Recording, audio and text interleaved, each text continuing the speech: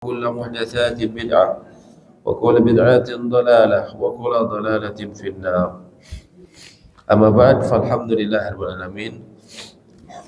Kembali kita bersyukur kepada Allah Subhanahu wa taala yang telah memberikan kita antara usia untuk mendapatkan waktu yang mulia yaitu Ramadan, dan juga di waktu-waktu yang mulia yaitu di akhir dari bulan Ramadan.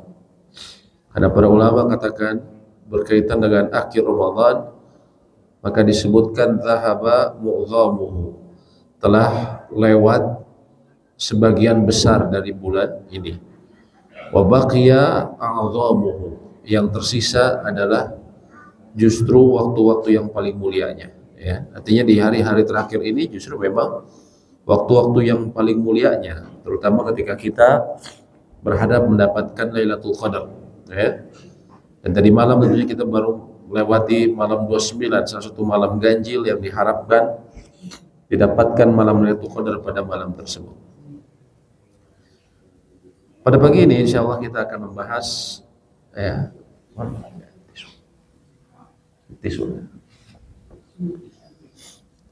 membahas mengenai hal-hal yang berkaitan dengan fikih hari raya, berhubungan dengan fikih hari raya. Tentunya kita tinggal menunggu hari masuk kepada Idul Fitr. Idul Fitr. Apa yang disebut dengan Idul Fitri? Id artinya dari kata ada ya'udu, artinya sesuatu yang kembali. Ada ya'udu. Dia disebut kembali karena setiap tahun dia selalu berulang, kembali lagi, sehingga disebut Id, sesuatu yang kembali setiap tahun. Ya. Adapun Al-Fitr ini maknanya antara lain adalah berbuka. Maknanya berbuka. Karena kita ketahui bahwa di bulan ini atau di akhir dari Ramadan ini, seseorang berhenti dari puasanya dan mulai berbuka. Atau mulai kembali dia bisa makan seperti keadaan semula. Sehingga disebut Id al-Fitr. Fitr artinya berbuka.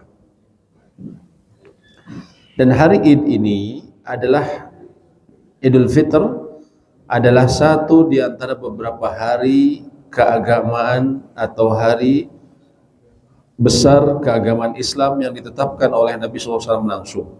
Ya. Jadi kalau bisa disebut hari besar keagamaan itu sebenarnya ada dua.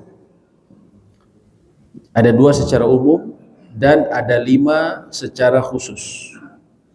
Secara umum, Nabi SAW ketika beliau masuk ke kota Madinah, beliau mendapatkan bahwa orang-orang di dalam Madinah, mereka disebutkan lahum yaumani yal'abuna fihima. Mereka memiliki hari besar yang mereka biasanya merayakan di kedua hari tersebut. Maka kemudian Nabi SAW katakan qad abdalakumullahu subhanahu wa ta'ala bihima khairan minhuma. Allah telah menggandikan dua hari tersebut bagi kalian dengan yang lebih baik dari apa yang biasa kalian rayakan. Maka beliau mengatakan hari itu adalah Yaumul Fitr wal Adha, yaitu Idul Fitr dan Idul Adha. Adapun Idul Adha kita ketahui disebut Adha karena Adha artinya masuk waktu duha. Disebut demikian karena ibadah yang paling agung di antara ibadah yang menonjol pada hari tersebut adalah dengan menyembelih hewan kurban. Dan menyembelih hewan kurban umumnya dilakukan di waktu duha, sehingga disebut Yaum al-Adha atau Idul Adha. Ya. Inilah dua hari besar keagamaan kita. Adapun yang secara khusus tambahannya adalah Ayyamut Tasyrik, hari-hari tasyrik. Itu pun disebut hari Id oleh Nabi SAW. Beliau katakan dalam satu hadis yang diriwayatkan oleh Imam At-Tirmidzi dalam sunannya, dan hadisnya sahih menurut Imam At-Tirmidzi. Yaumul Fitri wa Yaumun Nahri, hari Al-Fitr atau Idul Fitri dan hari An-Nahr atau Idul Adha, hari menyembelih maksudnya. Wa ayyamut tasyrik, dan hari-hari tasyrik yang 3 hari, Iduna ahlil Islam, adalah idnya kita, hari rayanya kita ahli al-Islam, orang Islam. Sehingga hari Id itu atau hari Id, hari rayanya kita sebenarnya cuma ada yang ini disebutkan. Nabi SAW memantapkan langsung Idul Fitr, Idul Adha, dan Ayyamut Tasyrik, dan hari-hari tasyrik yang 3, tanggal 11, 12, dan 13 dari bulan Dzulhijjah, bulan haji. Dan kita ya dalam menetapkan masuknya Ramadan, begitu pula selesainya telah kita sempat bahas ya, para ahli ilmu katakan dengan melihat ru'yatul hilal minimal oleh 2 orang yang adil, dua orang yang diakui agamanya dan dia jujur. 2 orang yang diakui, untuk menentukan minimal ada 2 orang yang melihat hilal ya. Dan ini menurut Syekhul Islam Ibnu Taimiyah, salah seorang ulama besar, sudah terdapat ijma kaum muslimin bahwa menetapkan bulan Ramadan dan juga akhirnya adalah dengan ru'yatul hilal, dengan melihat hilal. Atau dalam kita sebagai masyarakat, sebenarnya kita cukup menyandarkan pada pemerintah, karena mereka waliul amr, pemimpin dalam hal ini. Sehingga ini untuk menghindari perselisihan, dan mereka mewakili sejumlah lembaga-lembaga dan ormas. Sehingga bila mereka menetapkan, maka kita sudah bisa mengikuti. Benar atau salahnya mereka, maka bila benar mereka mendapatkan 2 pahala ijtihad. Bila salah mereka mendapatkan 1 pahala ijtihad. Namun kita sudah baro'atu zimmah disebutnya. Kita sudah lepas tanggung jawab. Karena kita tidak diperintahkan untuk mencari satu-satu. Maka kita cukup sandarkan kepada mereka, itu sudah cukup. Ya, itu sudah cukup. Ya. Kemudian ketika kita sudah melihat, sudah ditentukan ternyata kapan waktu waktu masuk Id ya, dan kita fahami bahwa tanggal dalam bulan Hijriah itu berganti setelah maghrib, beda dengan tanggal Gregorian, kalender Gregorian atau Masehi.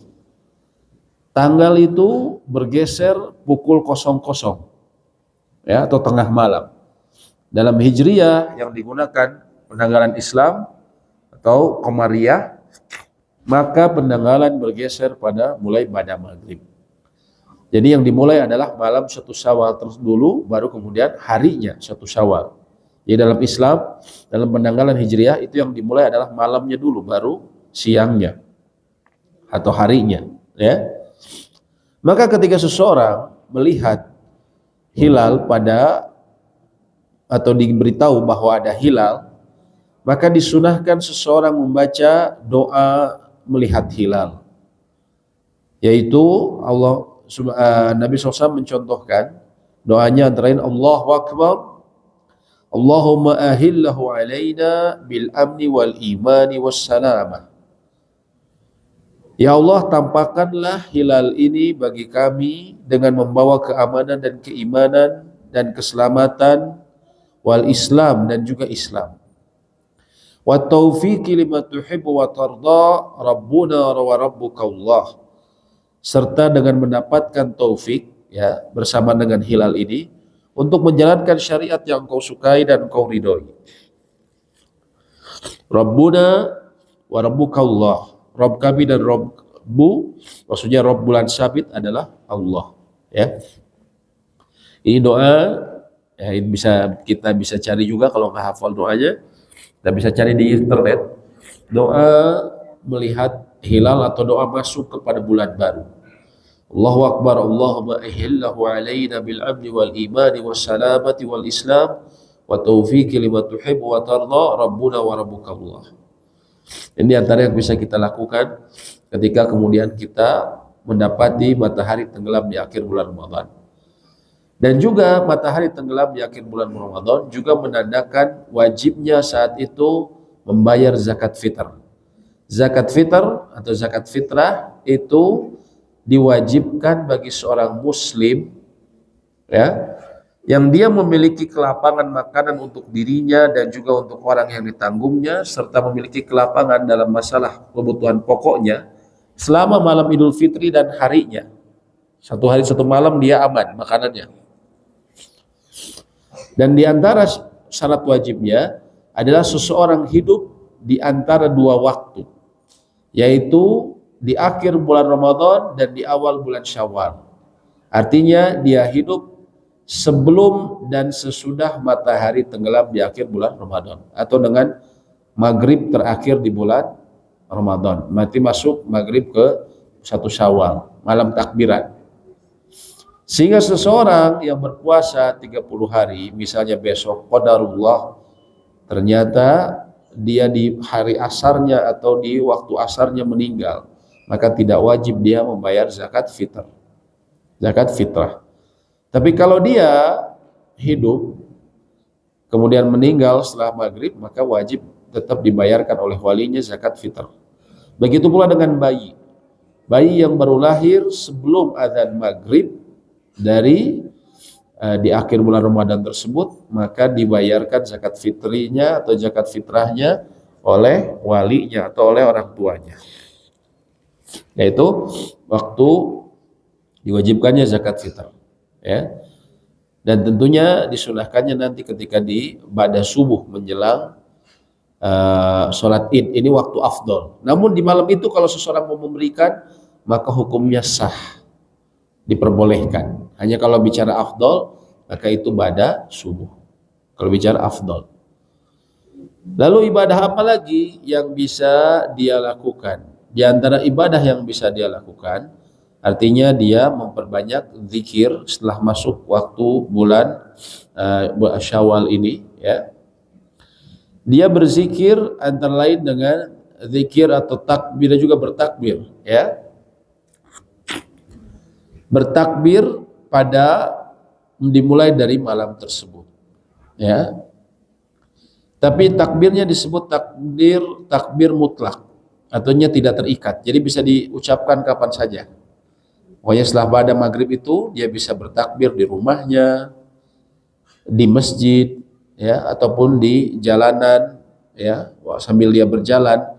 Walaupun tidak dicontohkan kita harus keliling-keliling kota, ya, untuk takbiran sebagaimana biasa sudah tradisi di masyarakat kita, ya. Tapi cukup seseorang berjalan biasa saja, dia kemudian memperbanyak takbir, ya. Dan takbir hukumnya mutlak, bisa dibaca diucapkan saja semenjak tenggelamnya matahari di malam Idul Fitri tadi atau di akhir dari Ramadan. Dan berakhir saat imam memulai sholat id, ya. Adapun takbir muqayyad artinya terikat, yang biasa kita lakukan ketika Idul Adha, setiap ba'da sholat. Apakah itu berlaku juga pada Idul Fitri? Para ulama di sini ada perbedaan pendapat, namun di antara pendapat yang paling kuat, contohnya dalam mazhab Imam Syafi'i, tidak disunahkan. Disunahkannya cukup kapan saja, tidak habis sholat, setelah habis sholat, ya. Kemudian adapun lafaz takbir, kita telah ketahui Allahu Akbar, Allahu Akbar, Allahu Akbar, la ilaha illallah, Allahu Akbar, Allahu Akbar, Allahu Akbar, walillahil hamd. Ini sudah umum dibaca, hanya saja yang mungkin perlu dikoreksi, biasanya orang-orang kalau baca walillahil hamd, walillahil hamd, ada walillahil hamd. Artinya kalau dibaca walillah ilham, artinya bagi Allah lah ilham, nggak nyambung. Padahal walillahil hamd, alhamdu, pujian, dan bagi Allah lah segala pujian. Jadi yang tepat dibaca walillahil hamd. Kalau mau dimatikan, tentunya ada disebutnya qalqalah, walillahil hamd, bukan walillahil hamd. Kalau ini artinya sudah berubah. Ini artinya yang lafaz yang perlu dikoreksi, ya. Lalu apakah bisa takbir yang lain seperti Allahu Akbar kabira, walhamdulillahi katsira, wa subhanallahi bukratan wa asila, dan seterusnya. Apakah bisa? Jawabannya sejumlah ulama mengatakan lafaz dalam takbir ini terdapat keleluasaan, maka tidak mengapa.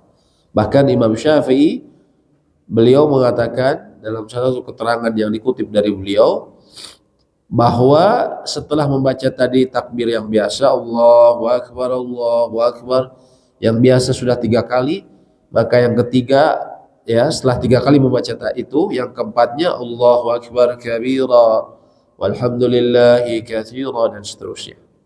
Ya, artinya ini terdapat keluasan. Kalau Anda pun tidak membaca Allahu Akbar kabira, maka pun itu pun tidak masalah.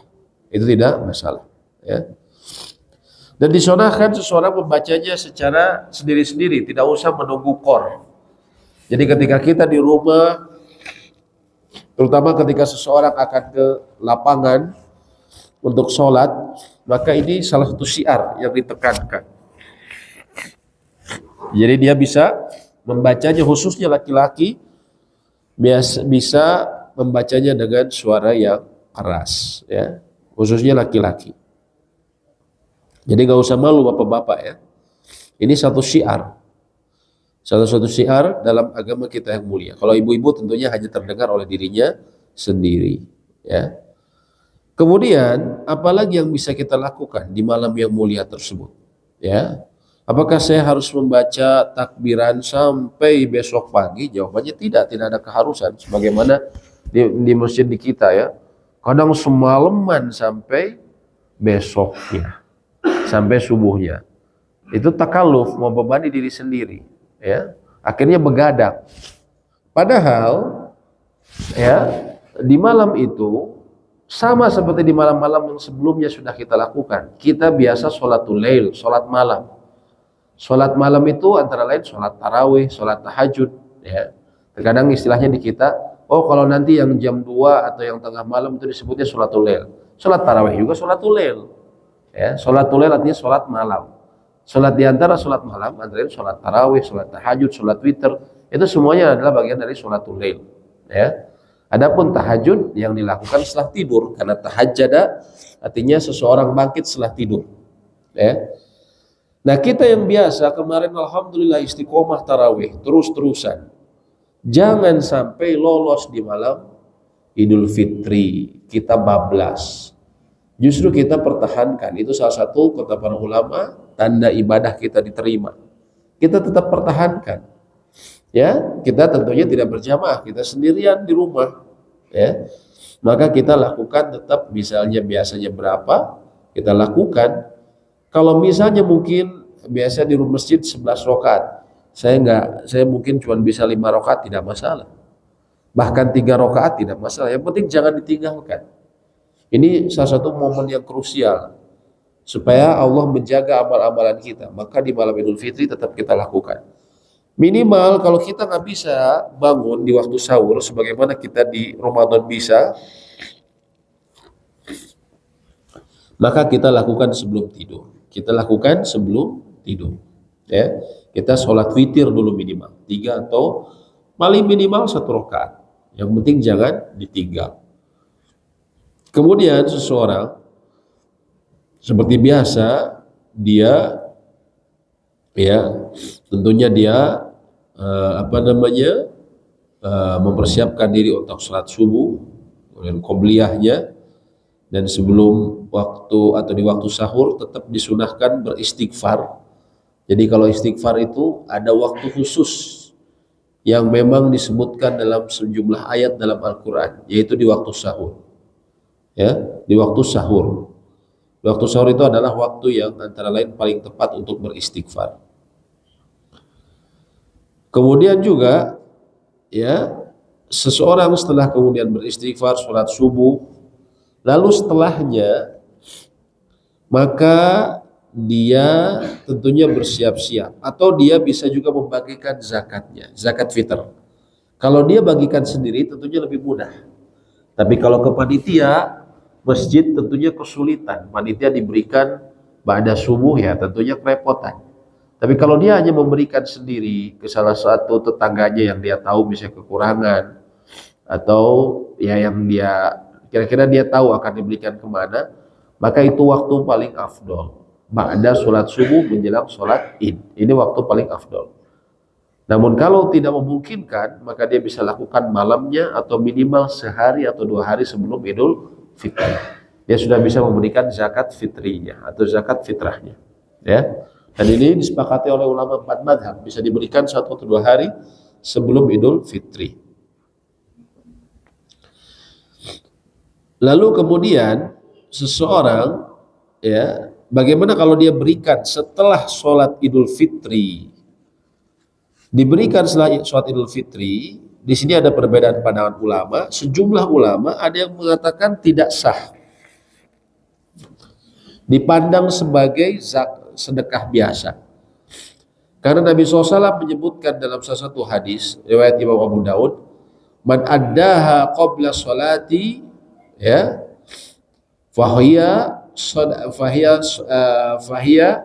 apa namanya, sedekatul fitr. Maka apabila diberikan sebelum sholat, maka dia sedekah fitr atau zakat fitr. Wa man addaha ba'da sholat, adapun diberikan setelah sholat, fahiya sedekah minas sedaqat, maka dia seperti sedekah biasa. Ini sebagian ulama ada yang memahami berarti batasannya sampai sholat id. Tapi jumhur ulama, mayoritas ulama menganggap ba'da sholat id boleh diberikan, tapi hukumnya makruh. Bukan artinya tidak sah, tapi dia tetap sah, hanya dianggap hukumnya makruh. Loh, emang jumhur ulama tidak tahu hadis barusan? Tahu. Tapi mereka melihat ada hadis lain dalam riwayat Imam Bukhari yang menyebutkan dari sahabat Abu Sa'id Al-Khudri radhiyallahu ta'ala anhu, beliau mengatakan, kunna nukhriju, ya, kami dahulu mengeluarkan, kunna nukhrijuha yaumal fitr, kami dahulu mengeluarkan sedekah fitr atau zakat fitr ini yaumal fitr, di hari fitr, di hari fitri atau di hari 1 Syawal, ya, so'an min syai', 1 so' dari sejumlah bentuk makanan. Dari sini sahabat yang mulia tadi Abu Sa'id Al-Khudri menggunakan kata yaumul fitr. Yaum itu dalam bahasa Arab artinya ba'da subuh sampai maghrib. Ya, artinya disebutkan kami mengeluarkan dahulu di zaman Nabi SAW ketika di harinya, artinya daripada subuh sampai maghrib. Artinya di situ juga tercatat pernah dilakukan di waktu itu. Jadi artinya kata para jumhur ulama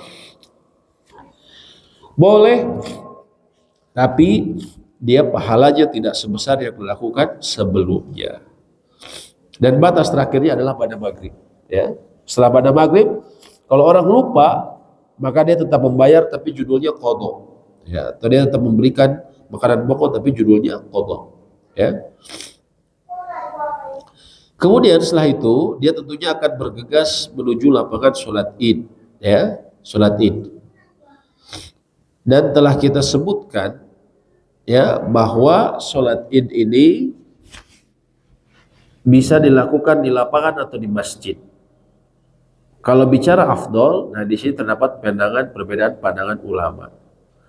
Menurut jumhur ulama, mayoritas ulama, yang afdol di lapangan. Kenapa? Karena dahulu Nabi SAW melakukan di lapangan. Ya, yang itu sekarang jadi Masjid Qomamah. Kalau bapak-bapak ke kota Madinah, ibu-ibu ke kota Madinah, nanti biasanya suka diajak sama travelnya ke Masjid Qomamah. Qomamah artinya apa? Qomamah itu artinya awan yang membawa hujan, awan kelabu. Ya, Masjid Qomamah ini dahulu bukan masjid waktu zamannya Nabi SAW, tapi dia lapangan. Ya, tapi dia lapangan yang dulu Nabi SAW sholat istisqa, minta hujan, begitu pula sholat id di sana. Jadi dia lapangan terbuka. Sehingga menurut jumhur ulama, karena Nabi SAW melakukan di lapangan, maka yang afdol di lapangan. Tapi menurut mazhab Imam Syafi'i, yang afdol di masjid, walaupun kalau tidak cukup boleh di lapangan. Loh, kenapa? Kan padahal Nabi SAW jelas di lapangan. Menurut dalam pandangan mazhab Imam Syafi'i, ya, kenapa Nabi SAW di lapangan? Karena tempatnya tidak mencukupi.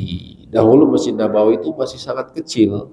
Ya, kalau kita main bapak-bapak ke Raudhah, itu nanti di tembok-temboknya itu di tiangnya, pilar-pilarnya itu ada yang dikasih tanda-tanda emas, garis-garis emas.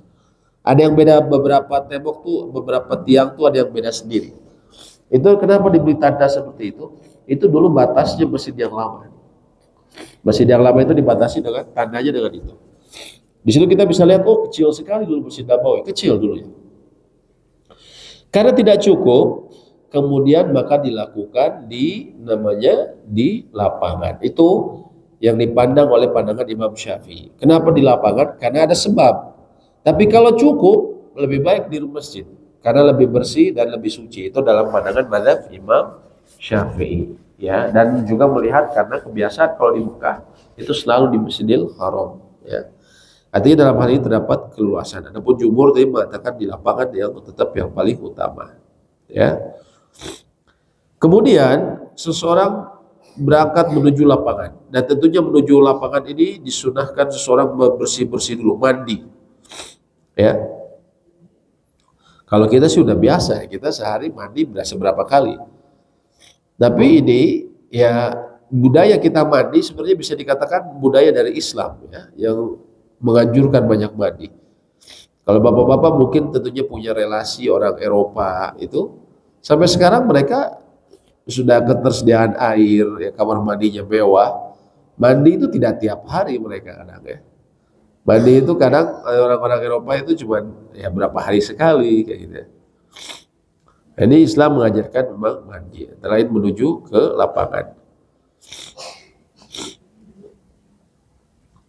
Dan juga disunahkan memakai pakaian yang istimewa di hari raya. Ya, istimewa di hari raya. Karena Nabi SAW juga beliau disebutkan dalam hadis Ibnu Khuzaimah dalam sahihnya, karena Nabi Shallallahu Alaihi Wasallam, kata Jabir radhiyallahu taala anhu, Nabi SAW dahulu ya karena li Nabi SAW jubbah yalbasuha lil idaini yawmul jum'ah. Nabi SAW itu dulu memiliki jubah khusus yang beliau gunakan untuk Idul Fitri dan Idul Adha, juga digunakan pada hari Jumat. Jadi pada hari-hari yang istimewa, khususnya Idul Fitri dan Idul Adha, Nabi SAW itu menggunakan pakaian khusus, jubah khusus. Ya. Oleh karena itu, juga kita disunahkan menggunakan pakaian yang tentunya baik dan istimewa pada hari tersebut. Ya. Walaupun tidak harus, ya, tidak harus.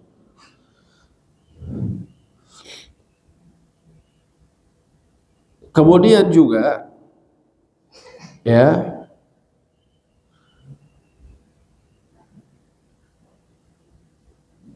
terkadang juga seseorang ya tidak memiliki pakaian yang layak, bisa jadi mereka yang tidak memiliki kemampuan, maka ini bila ada seseorang yang mengenalnya, disunahkan juga memberikan pakaian mereka.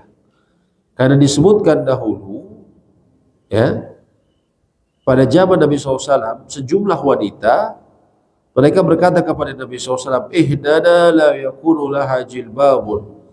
Di antara kami ada yang tidak memiliki jilbab ya Rasulullah. Maka Nabi SAW mengatakan, litulbisha ukhtuha min jilbabiha. Hendaknya saudaranya yang memiliki jilbab memberikan pakaian untuknya. Artinya kalau kita punya kelebihan pakaian, kita berikan kepada mereka yang mereka tidak menggunakan, tidak ada pakaian yang layak. Ya, misalnya orang yang kesulitan, tidak ada pakaian yang layak untuk Idul Fitri, karena ini hari istimewa. Sampai disunahkan kalau kita punya kelebihan, kita kasih ke mereka pakaian. Ya, seperti itu. Dan sholat Idul Fitri telah kita sempat bahas ya, hukumnya ulama berbeda pandangan. Ada yang mengatakan fardu kifayah, ada yang mengatakan fardu ain, ada yang mengatakan sunnah muakkadah menghadiri sholat Id. Yang lebih tepat Allahu a'lam ya, yang banyak dipilih oleh ulama belakangan adalah sunnah muakkadah hukumnya. Sunnah yang sangat ditekankan. Sunnah yang sangat ditekankan. Sholat Idul Fitri, termasuk sholat Idul Adha. Kenapa begitu ditekankan? Karena bahkan Nabi SAW menyuruh anak wanita-wanita, anak-anak wanita yang dipigit, dan bahkan juga mereka haid untuk datang ke lapangan. Untuk datang ke lapangan. Tapi nanti mereka dikasihkan space khusus. Ya, mereka tidak sholat bersama wanita yang lain. Tapi mereka tetap hadir untuk menghadiri hari tersebut. Nabi SAW menyuruh. Ya. Dan ketika kita akan berangkat, disunahkan kita makan terlebih dahulu. Dan diantara yang terbaik untuk makan ketika orang akan akan pergi menuju sholat id adalah sebagaimana disebutkan dalam hadis Bukhari, kana Rasulullah SAW la yagdu yawm al-fitr hatta yakula tamarat. Nabi SAW itu tidak keluar pada hari fitri atau idul fitri ke tempat sholat sampai beliau makan beberapa kurma terlebih dahulu, dan beliau memakannya dengan jumlah yang ganjil. Jadi kalau punya stok kurma sisain untuk untuk lebaran. Jadi sebelum berangkat sarapan dulu kurma, dan disunahkan jumlahnya ganjil. Kalau tidak ada kurma nggak apa-apa, makan yang lain saja. Yang penting disunahkan makan dahulu. Beda dengan Idul Adha. Idul Adha disunahkannya nanti setelah nyembelih baru kita makan, kalau memang kuat ya. Kemudian ketika kita akan pergi, kita disunahkan melewati jalan pergi dan pulang yang berbeda saat sholat Idul Fitri. Mau pergi jalannya ke sini, pulang nanti jalan yang lain. Dan ketika pergi kita disunahkan membaca takbir. Allahu Akbar, Allahu Akbar, Allah. Jangan malu bapak-bapak, terutama bapak-bapak. Jangan malu, cuek saja, karena ini satu syiar ya. Dan memilih jalan yang berbeda ini disunah dari Nabi SAW. Sunnah dari Nabi Sallallahu Alaihi Wasallam. Ya. Kata para ulama, di antara hikmah kenapa jalannya berbeda, agar banyak bagian bumi yang menjadi saksi bagi kita ketika beramal. Allah berfirman dalam surat Zalzalah ayat 4, Yawma idzin tuhaditsu akhbaraha. Pada hari itu bumi menceritakan beritanya atau kabar-kabarnya. Nabi SAW pernah ditanya, beliau pernah berkata, apa kalian tahu apa yang diceritakan oleh bumi? Beliau katakan kepada para sahabat. Maka para sahabat menjawab, Allah dan Rasulnya lebih tahu. Beliau mengatakan, Inna akhbaraha an tashhada ala kulli abdin aw ammatin bima amila ala dhahriha wa an taqulu amali kada wa kada yawma kada wa kada. Qala fahadi akhbaruha. Yang disebut mengabarkan nanti bumi adalah ia akan jadi saksi terhadap semua perbuatan manusia, laki-laki atau perempuan, yang telah mereka perbuat di muka bumi. Nanti bumi akan bersaksi dan berkata, orang ini sudah berbuat begini dan begitu pada hari ini dan hari itu. Dan itulah yang diberitakan oleh bumi dan Nabi SAW. Ya. Jadi ketika seseorang memilih jalan yang berbeda, di antara hikmahnya, bumi akan memberikan persaksian lebih banyak artinya. Ya. Kemudian, ketika kita akan sholat id, apakah ada azan dan iqamah? Tentunya tidak. Dan kalau sholat idnya di lapangan, maka tidak perlu kita kemudian sholat tahiyatul masjid, karena kita di lapangan ya. Semua sholat tahiyatul lapangan gitu ada aja ya. Apalagi di jalan ya, tahiyatul thariq ya. Tahiyatul thariq gak ada ya, seperti itu. Kemudian ya, setelah itu tidak ada azan dan iqamat, hanya saja sejumlah ulama tapi tidak disepakati dalam mazhab Imam Syafi'i. Mereka mengatakan dikiaskan seperti sholat kusuf, sholat gerhana. Sholat gerhana emang apa? Kalau kita menyeru sholat gerhana, kita di masjid mengucapkan as-sholatu jami'ah, as-sholatu jami'ah, gitu kan Pak? Nah begitu juga dalam sholat Idul Fitri. Ini dalam pandangan dalam mazhab Imam Syafi'i. Tapi dalam mazhab yang lain mereka tidak memandang seperti itu. Mereka mengatakan tidak perlu. Ya, ini artinya perbedaan yang diakui. Dan tentunya tidak ada sholat qobliyah dan ba'diyah id. Lalu seseorang sekarang akan sholat id misalnya. Sholat id tentunya dimulai dengan sholat dulu, baru kemudian seseorang atau mendengarkan khutbah. Sholat id kita ketahui terdapat 2 rakaat. Rakaat pertama ya seseorang atau imamnya bertakbir 7 kali. Rakaat kedua dan diikuti makmum tentunya takbirnya 5 kali. Hanya di sini ulama berbeda pendapat. Kalau yang pertama 7 kali itu termasuk takbiratul ihram atau tidak, itu yang di situ ulama berbeda pandangan. Dalam mazhab Imam Malik dan Imam Ahmad bin Hanbal, mereka mengatakan 7 itu termasuk takbiratul ihram. Jadi ketika saudara mengucap Allahu waktu pertama Allahu Akbar, berarti tinggal tambah berapa Pak? 6. Tapi dalam mazhab Imam Syafi'i dianggap 7 itu tidak termasuk takbiratul ihram. Ya Allahu Akbar. Berarti tambah berapa? 7 setelahnya. Tambah 7. Nah kita mau ikut yang mana? Gampang Pak, ikuti imam saja kalau kita. Karena kecuali bapak-bapak di sini ada yang profesinya sebagai imam khotib sholat id ya, maka harus perhatikan dengan betul. Tapi kalau kita sebagai makmum ya sudah ikuti saja. Walaupun kadang imamnya 8, ya, kadang 6, kadang lupa geber kata orang. Imam tuh kadang apalagi kan yang ini sholatnya bukan di masjid mungkin cuma berapa orang ya. Ini ratusan orang gitu. Apalagi kalau misalnya konsentrasinya buyar ya. Nanti kadang suka kacau hitungannya dia. Ya nggak apa-apa, karena ini hukumnya sunnah. Sunnah hukumnya, tidak wajib ya. Bahkan kalau seseorang lupa, dia tidak takbir, apakah sah sholatnya Pak? Sah ya. Sah ya. Lu ada kisah di Makassar ya, saya pas waktu di sana sempat heboh di Makassar, di sholat di lapangan Karibosi di tengahnya kota Makassar. Gubernurnya yang di sana yang ngadain. Itu di situ heboh kenapa? Karena khotib dan imamnya dia lupa di rakaat pertama tidak takbir 7 kali. Takbirnya sekali saja, Allahu Akbar. Bismillahirrahmanirrahim. Langsung seperti itu. Jadi heboh ya, tapi itu sah ya. Saya dapat dengar berita seperti itu pas saya kebagian di Idul Adha. Itu kejadian Idul Fitri, saya kejadian terus kemudian saya di Idul Adha. Mendengar berita di Makassar itu saya antisipasi. Saya pernah waktu itu jadwalnya di daerah Cigadung ke atas ya. Saya bilang ya sebelum sholat ya jemaah sekalian, sebagaimana kita pernah belajar, kita takbir 7 kali lalu kemudian 5 kali. Tapi andaikan imamnya lupa, tetap sah karena ini hukumnya sunnah. Sebelum saya mulai saya bilang gitu. Terus saya berbalik, saya langsung mulai takbir. Allahu Akbar. Bismillahirrahmanirrahim. Baru saya ngomong, saya saat itu juga lupa ya, itu namanya manusia ya. Sampai teman saya yang di belakang bilang nih kayaknya ngetes kan. Baru bilang langsung lupa saat itu juga ya, qadarullah. Tapi pas yang keduanya alhamdulillah saya ingat. Jadi saya takbirnya 5 kali ya kedua ya. Tapi itu hukumnya tetap sah ya.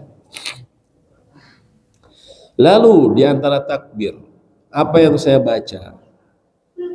Sebagian ulama mengatakan takbir pertama Allahu Akbar, lalu seseorang membaca di situ iftitah. Baca aja iftitah yang pendek. Seperti Allahu Akbar kabira walhamdulillahi katsira wa subhanallahi wa asila. Lalu kemudian Allahu Akbar, dia takbir lagi. Di antara takbir, sebagian ulama yang mengatakan cukup diam saja, tetapi sebagian atau Imam Abu Hanifah mengatakan disunahkan atau disukai membaca kalimat thayyibah. Subhanallah walhamdulillah wa la ilaha illallah wallahu akbar. Itu bisa kita baca di antara takbir-takbir tersebut. Jadi tadi sebagian ulama mengatakan baca iftitahnya itu pas di takbir pertama Allahu Akbar, baca iftitah, baca yang pendek, lalu kemudian selanjutnya takbir yang tadi disebutkan. Setelah itu tentunya dia seseorang membaca Al-Fatihah ya. Dan di antara yang disunahkan di rakaat pertama membaca Al-A'la dan rakaat kedua membaca Al-Ghasyiyah. Walaupun ini bukan wajib ya, namun kalau seseorang mau ya pilihan suratnya bisa itu antara lain. Kemudian setelah itu kemudian apa namanya? Sholat, kemudian mendengarkan khutbah. Khutbah ini merupakan apa bagian dari sholat Idul Adha, tapi dia hukumnya sunnah menurut jumhur ulama, bukan rukun. Ada yang mengatakan oh harus satu paket, tapi jumhur mengatakan bukan satu paket. Ya, walaupun adabnya memang kita dan lebih baik, lebih utama kita duduk mendengarkan sampai selesai. Ya, tapi apakah kalau disebut rukun? Karena banyak saya lihat di beberapa di Instagram orang yang bukan latar belakangnya juga mungkin dasar keilmuannya nggak ini, cuman kan sekarang orang seneng buat konten-konten gitu. Terus dia bilang ini satu paket nggak boleh ditinggalin. Kalau Anda mengatakan itu mana dasarnya? Itu satu paket dan ahli ilmu yang mengatakan seperti itu. Kalau dibilang satu paket, artinya kalau orang cuma sampai salam sampai imam, terus dia berangkat tanpa mengikuti, misalnya dia ada hajat tanpa mengikuti khutbah, maka sholatnya yang tadi dia kerjakan tidak sah. Tidak sah. Kalau dibilang itu bagian rukun dari sholat id. Ya. Kalau misalnya seperti itu, dia nggak sah sholatnya. Tapi umumnya ulama katakan sah. Hanya saja sunnah sangat ditekankan dia bisa duduk. Tapi bukan rukun. Bukan yang tidak bisa ditinggalkan. Apalagi kalau ada hajat, seorang boleh saja. Ya. Tapi kalau tidak ada hajat, maka yang utama dan lebih sunnah, lebih afdol, dia seseorang duduk. Dan ini merupakan bagian dari adab juga. Ya. Dan imam saat itu ketika memimpin khutbah, memberikan khutbahnya, maka dia seperti menurut ulama 4 mazhab, dia seperti sholat Jumat. Dia ada 2 kali khutbah. Jadi dia ada 2 kali khutbah. Setelah khutbah pertama dia duduk, lalu kemudian khutbah lagi. Memang ada yang mengatakan 1 kali saja. Yaitu ada pendapatnya Dzahiriyah, mazhab Dzahiriyah. Tapi kalau 4 mazhab yang diakui, mereka mengatakan seperti sholat Jumat 2 kali khutbah. Ya, makanya disediakan kursi Pak. Di sini kalau sholat barengan di sini di lapangan ya. Disediakan kursi. Saya pernah dulu rupanya dia yang aliran tidak ada atau pandangan yang tidak ada khutbah 2 kali, jadi sekali saja. Begitu saya selesai, semua duduk, nggak ada kursinya. Akhirnya nyender di tembok dulu ya, nggak ada kursinya. Padahal itu menurut tadi 4 mazhab mengatakan dia ada khutbah, ada 2 khutbah sehingga imam dia bisa duduk di antara 2 khutbah tersebut. Bagaimana dengan orang yang terlambat datang ke lapangan? Apakah dia boleh mengkodok atau harus mengkodok? Menurut umumnya ulama katakan ya mengkodok. Karena pernah dilakukan oleh sejumlah sahabat. Mereka terlambat, mereka mengkodok. Kalau saya datang pas di rakaat kedua, apakah saya ikut salam sama imam? Jangan. Imam salam, bangkit lagi. Tambah lagi 1 rakaat. Ya karena sholatnya 2 rakaat, bukan 1 rakaat. Jadi kalau imamnya dia sudah salam, kita bangkit lagi. Ya, seperti itu. Lalu kemudian setelahnya di kita biasanya bersalam-salaman. Yang harus diperhatikan, bersalaman-salaman, salam-salaman ini tentunya diperbolehkan ya bagi yang sesama jenis. Kalau beda jenis maka diperbolehkan kalau termasuk mahram atau yang haram untuk dinikahi atau yang sudah dinikahi suami atau istrinya. Dan yang haram dinikahi misalnya siapa? Orang yang mahram dia. Kalau di istilah kita muhrim, padahal bukan muhrim, tapi mahram yang istilah yang tepat. Seperti kakak adiknya langsung, kakak kandung, adik kandung, maka itu mahram, silakan bersalaman. Ya mau cipika-cipiki kalau sama saudara ya tidak masalah, saudara kandung. Ya, dengan orang tuanya, dengan anaknya. Tapi dengan ipar, apakah boleh? Tidak, ipar itu bukan mahram. Sehingga tidak boleh kemudian yang berbeda jenis itu bersalaman. Sama dengan yang bukan mahram lainnya. Ya. Kenapa? Karena Nabi SAW katakan, aku ditusuk dengan 1000 jarum dari neraka lebih aku sukai dibandingkan aku menyentuh wanita yang bukan mahramku. Nah ini perkara besar yang dianggap sepele sama masyarakat kita. Aduh nggak enak soalnya kalau nggak salaman. Ya nggak enak apa? Jangan mana yang terserah mau pilih mana. Nah yang bilang ini bukan seorang pendusta, tapi orang yang paling terpercaya di muka bumi. Dia bilang aku lebih baik ditusuk dari 1000 jauh dari neraka dibandingkan aku menyentuh wanita yang bukan mahramku. Ketika beliau berbaiat, para wanita waktu itu berbaiat, tidak ada yang memegang tangan. Beliau tidak memegang tangan mereka. Tapi kalau laki-laki dipegang tangannya ketika baiat, ya. Baiatul Aqobah, Baiatul Ridwan itu dipegang tangannya. Tapi wanita tidak, ya. Nah, sehingga kalau kita bukan mahram, apalagi tetangga, ipar, sepupu bukan mahram. Maka kita cukup di masyarakat kita udah biasa ya, di Sunda gini saja udah cukup atau begini. Gimana aja, isyarat saja. Tidak perlu bersalaman, ya. Aduh, asa nggak afdol, asa nggak afdol. Ya terserah, afdol ditusuk atau apa ya, mangga aja itu. Konsekuensinya nanti masalahnya di akhirat. Ya. Nah, jadi seperti itu. Ya. Tidak perlu bersalaman. Kemudian juga di antara yang lain disebut para ulama yang ingatkan adalah seseorang memang boleh bersenang-senang dalam arti yang diperbolehkan syariat di waktu tersebut. Tapi kemudian ya tidak melakukan hiburan yang dilarang. Terkadang di beberapa daerah itu ya ketika Idul Fitri itu ya disetel musik keras-keras, apalagi ada yang ngundang dangdutan. Aduh, ini lebih parah lagi gitu kan.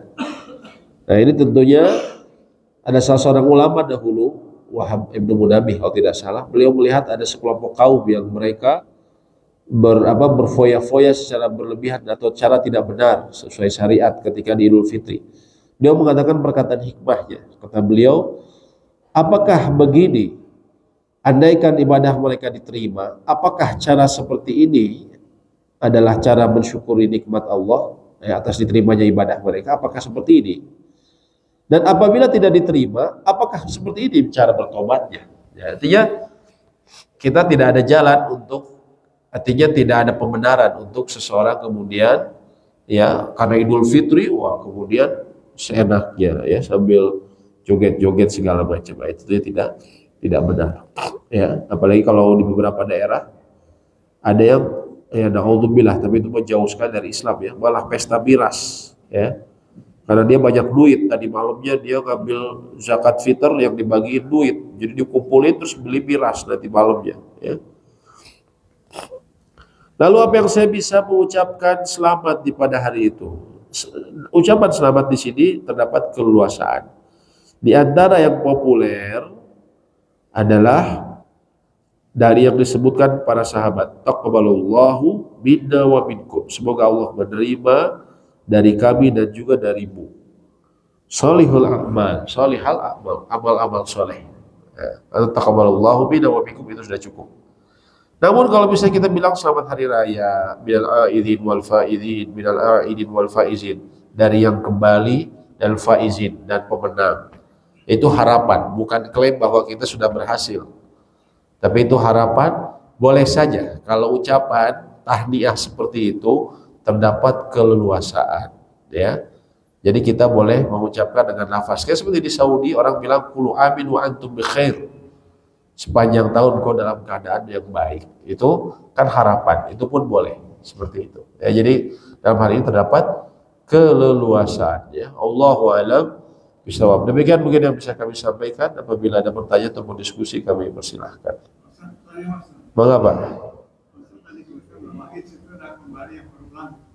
Iya. Iya.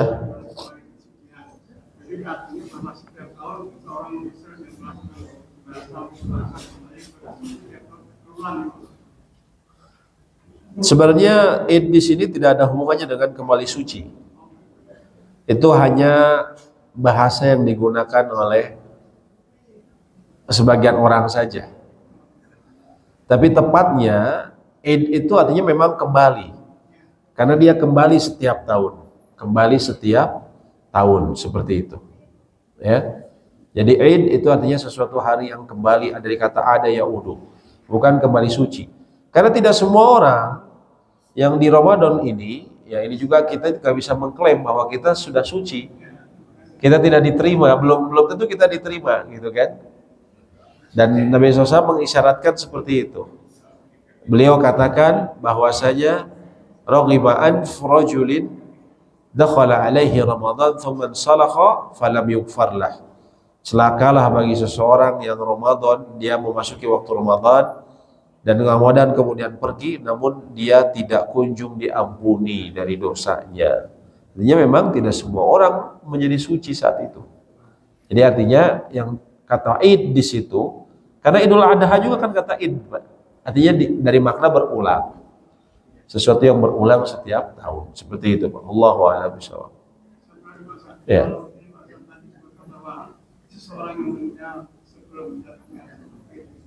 Ya. Ya. Boleh.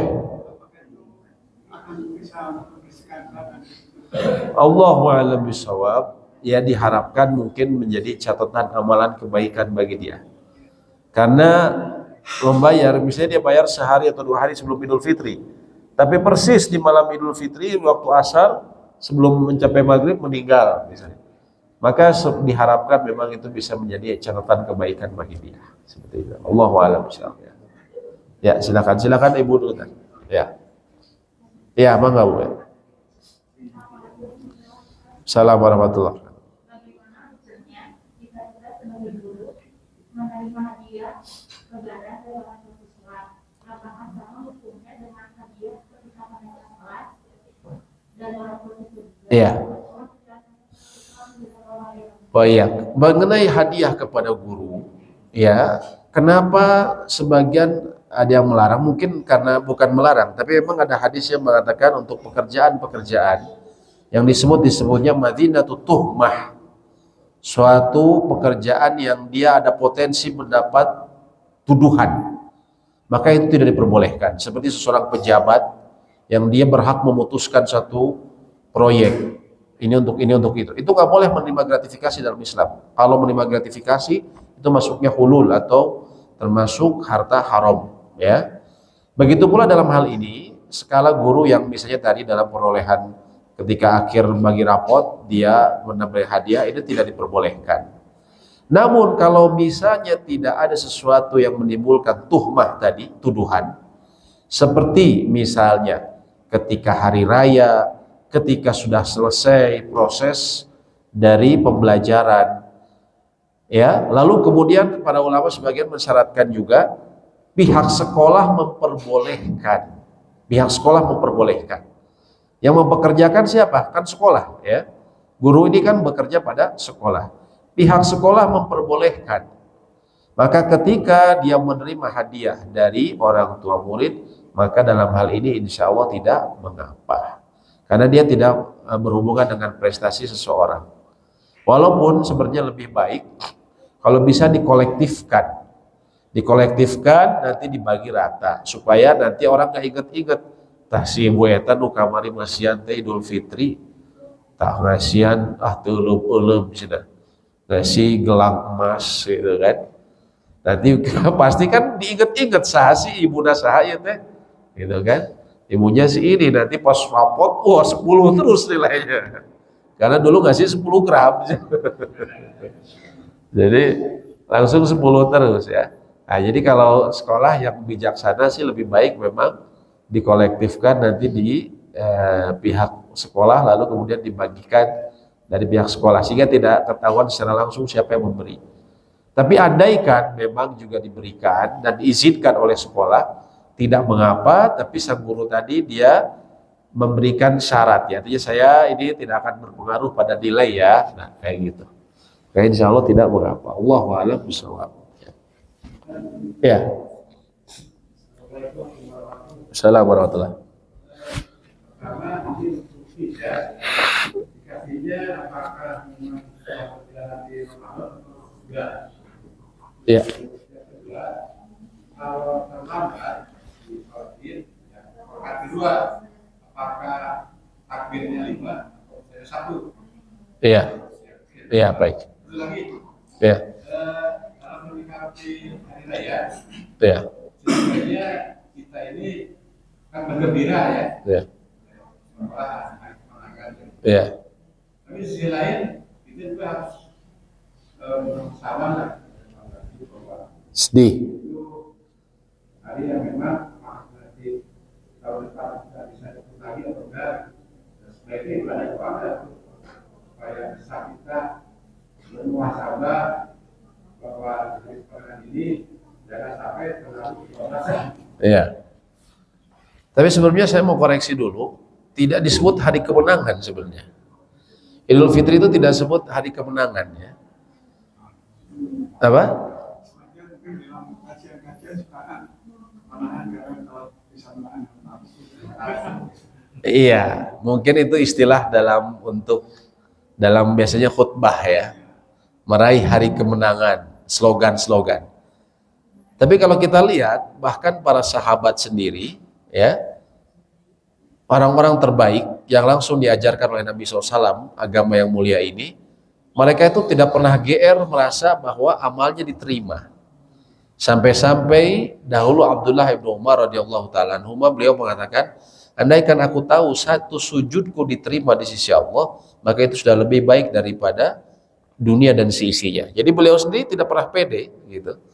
Kita berharap memang diterima, tapi kita tidak bisa memastikan karena kita banyak kekurangan ya. Ya kalau bisa, soalnya kalau hari kemenangan tuh seolah-olah kita luar biasa kemarin kita Ramadan gitu. Malah kita Ramadan juga kan kita nggak jago-jago amat gitu. Kalau orang berusaha sejago apapun ya tetap kita masih banyak kekurangan gitu ya. Nah, sebenarnya seperti itu.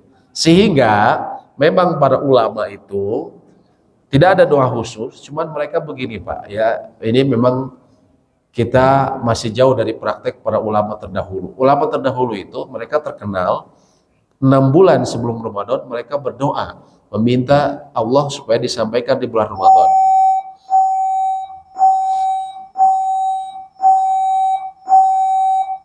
Panjang juga. Tapi setelah Ramadan, 6 bulan setelah Ramadan, mereka berdoa lagi, Pak. Berdoa apa? Meminta agar amal ibadahnya diterima di sisi Allah di bulan Ramadan. Yuk bayangkan, sampai ulama tuh seperti itu. Berbulan-bulan supaya ibadahnya di bulan Ramadan diterima, itu mereka minta berdoa lagi kepada Allah.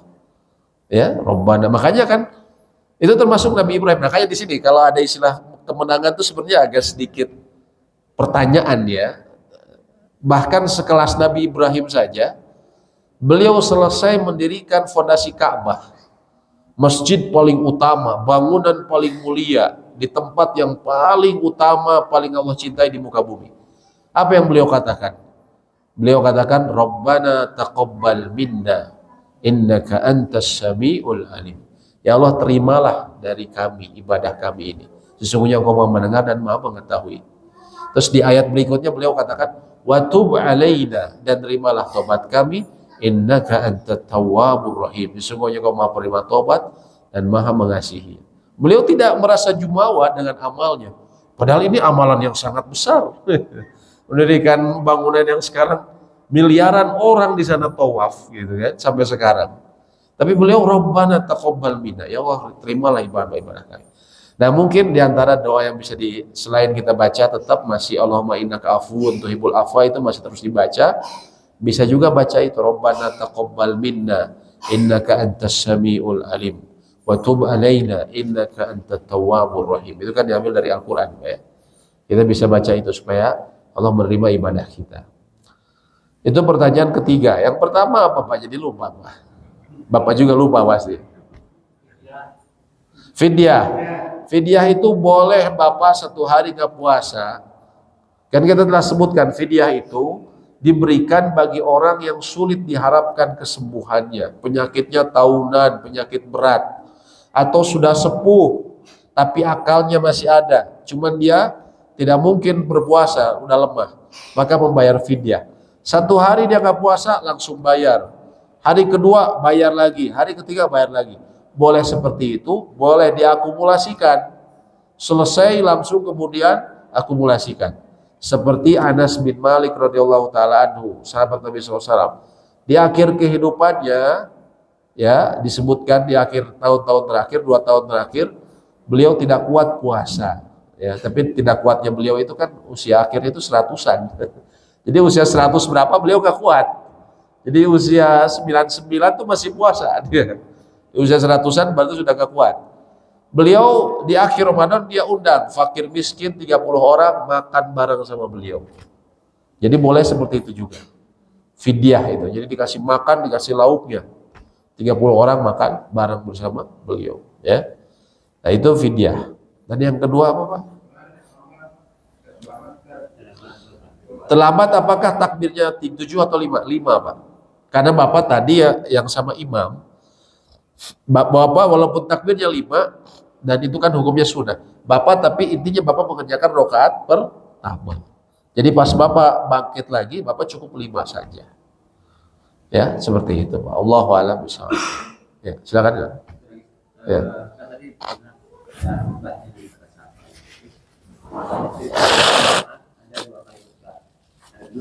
Iya. Apakah ada amalan-amalan yang bisa dilakukan pada saat jeda baik? Iya. Iya, doa secara umum bisa atau istighfar. Karena biasanya khotib tuh sama seperti Jumatan. Khotib akan bilang wastaghfiru aqulu qouli hadza wastaghfirullahu li wa lakum wa lisairil muslimin wal muslimat, dan aku beristighfar bagi diriku sendiri dan juga kaum muslimin dan muslimat.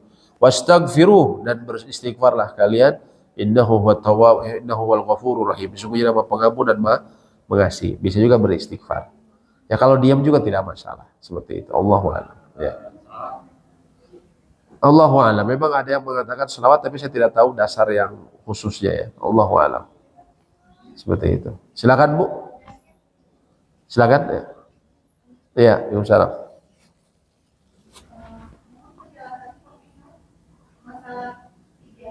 Iya. Iya. Iya.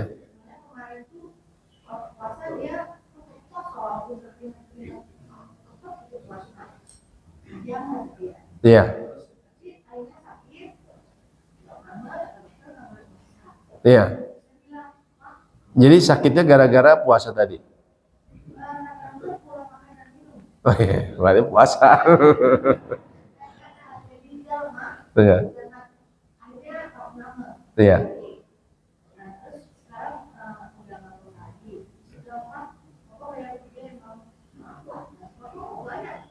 Kodok. Ya.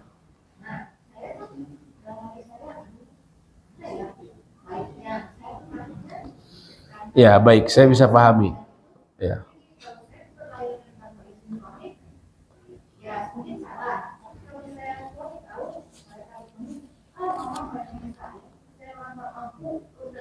Ya. Ya. Ya, baik. Baik ya. Nah, sebenarnya ini pernah kita bahas waktu itu mengenai syarat wajib puasa. Syarat wajib puasa adalah dia mampu. Sehingga justru kalau seseorang tidak mampu, udah jelas akan membuat dia celaka. Ya contohnya tadi, membuat celaka di sini antara lain membuat menjadi sakit sampai akhirnya harus opname. Karena memang mungkin kondisi tubuhnya tidak memungkinkan dia berpuasa. Maka jumhur ulama, mayoritas ulama mengatakan justru wajib untuk tidak berpuasa. Jumhur mengatakan wajib tidak berpuasa. Lalu kemudian bagaimana? Dia membayar fidyah. Nah, kalau kondisi suaminya ibu masih tetap seperti itu, artinya tidak ada perubahan. Si bapak ini kalau biasa puasa lagi walaupun kodok, pasti gitu lagi. Kecuali misalnya, tapi kalau dia selang-selang kayaknya bisa, yaitu apalagi suami ibu pinginnya seperti kodok saja. Kalau diselang-selang aman, ya sudah nggak apa-apa kodok saja Bu. Tapi kalau tidak memungkinkan, memang mau diselang-selang juga tetap sudah kondisinya nggak mungkin karena penyakitnya, pasti dicoba sehari pasti opname lagi.